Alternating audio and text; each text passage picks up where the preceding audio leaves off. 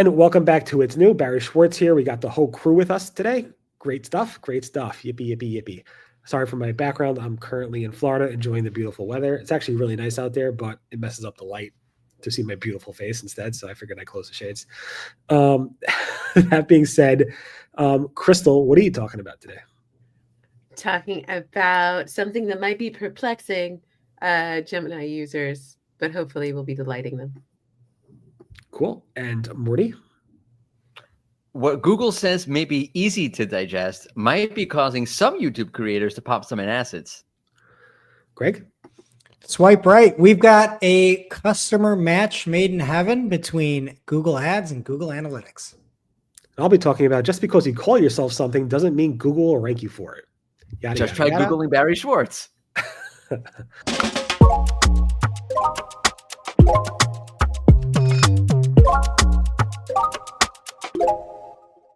Yeah, so Google's Gemini is testing a new format for showing links and sources, and it will give publishers and readers better content for sources and more visibility in its AI answer engine.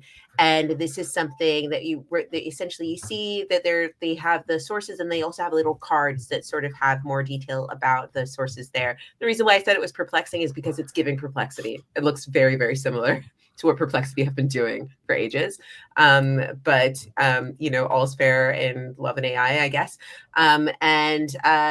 This is something that Glenn Gabe said that he's been seeing in Gemini Advanced, and they're constantly testing lots of different ways to show resources. They also have a sort of bank of all sources and related content that you can see from some of the Gemini answers, which I think is good because any links in any of those LLMs are a win for SEOs and content creators everywhere.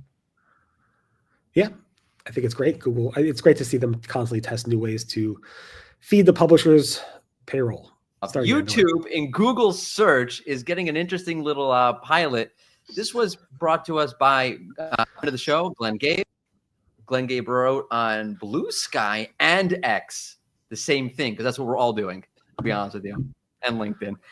Looks like Google search is piloting a new format that provides an easy to digest summary of YouTube videos based on their queries. The pilot was supposed to start in December and run for 4 months. Note, I had a YouTube creator reach out to me about this last night and said I could share this info. So basically what it looks like is, it's called Quick Takes. It's a little carousel, and you click on the card, and up comes a summary of the key takeaway from the YouTube video. And then it says, like a button, like watch on YouTube.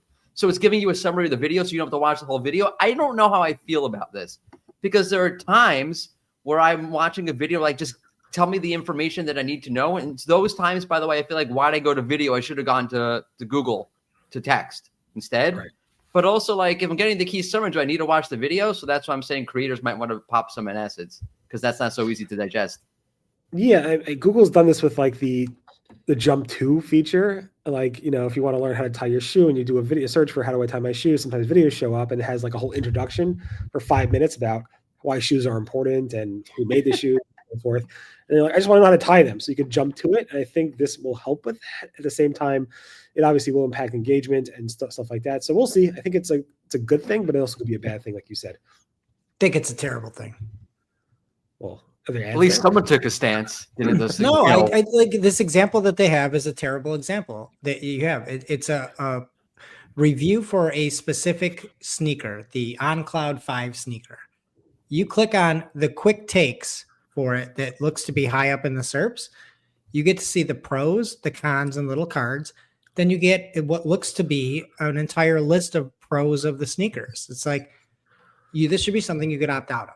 If you can opt out of it, I'm fine. But whoever made this content, this is like just AI nonsense. Like, what if there's actually specific things in there that where they're like, these sneakers are terrible for supplementers. You know what I mean? Like, it's not.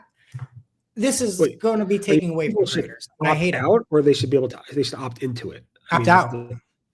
But then someone else will just be there. Good.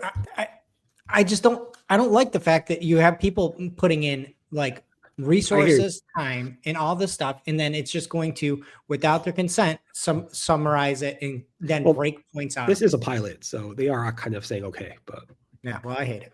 Well, two points here. One point is I just realized that on cloud what had nothing to do with the cloud. It's a pair of shoes. Yeah. Okay. Whoosh. The ones with the holes in the bottom.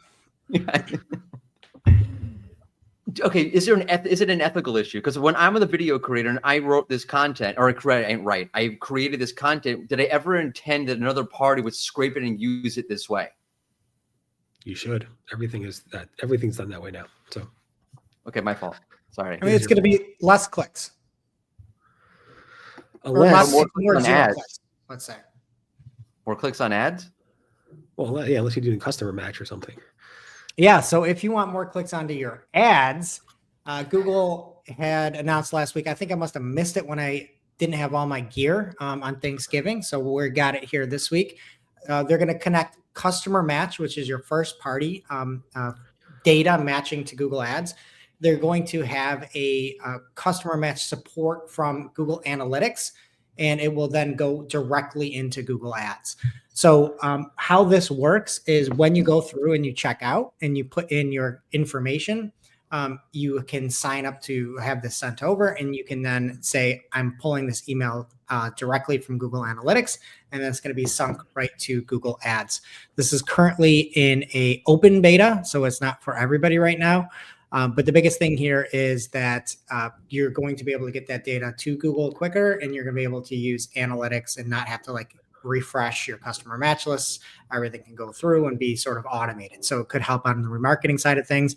And then the other thing I would say is if you are somebody trying to implement this for your company, or if you're an agency for a client, you should let them know what this is and what is happening, because you are passing customer information. It will be hashed, but over to Google for Google Ads. And then just because you call yourself something doesn't mean Google will rank it. John Mueller again said this, which he said numerous times over the years on Blue Sky this time. Basically, somebody was complaining that I changed my brand name, my domain name, from something very brandy to something more generic, like to the wedding company.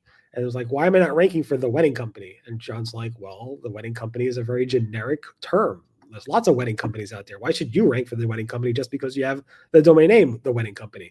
And John said this numerous times. I posted 3 articles that I covered this specifically with over the past several years. But again, just because it's like old school SEO. You used to I buy a domain name, I should rank for it. I don't think that works that way anymore. But oh wait, Greg thinks it does. I just typed in most awesome person on earth. Nope. Not there. Does that mean that if we set up a podcast and a show called It's New, that we just won't show up for it when somebody types It's New?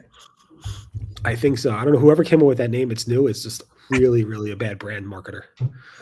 Worst person on earth. It was me. It's a bad idea. It's all your We fault. rebrand. Okay, good. Thank Let's God for the rebrand. brand consultant, which doesn't actually exist. We could rebrand. We'll have to. I know a think guy. about Call it best SEO news show ever, and then we will be the best SEO news show ever. No, I don't know why I should be calling this out on this show, but someone named their SEO podcast the SEO podcast, and it gets confused with all other SEO podcasts by Google. Yeah, maybe It's New, Near Me, SEO podcast, Reddit. There. I like it. Done. That being said, I forgot my brush at home, so my hair is a little bit of a mess, but what do you think? I wasn't going to say anything. But, As if anyone can tell the difference. I don't know. I can't tell. I'm looking at myself now. First of all, I'm looking at myself. I'm like, wait. It's not, Are you going to be eating dinner at 4 o'clock today, by the way? Yes. Actually, I'll probably be on a plane, hopefully, on the way back well before then. So you're going to miss dinner. As long as I'm not here on the beautiful sand, sunny, wet. It's supposedly the cab driver wouldn't stop talking to me. He's like, we have white sand here, not like Miami Beach that have brown sand. I'm like, I don't know the difference. I don't like sand. It's all good. Any event, we're back tomorrow, hopefully, if I make it back from this place, with more search news from It's New, Reddit, Near Me, whatever we want to call this show. Have a good day, everybody. Bye. Bye. Bye.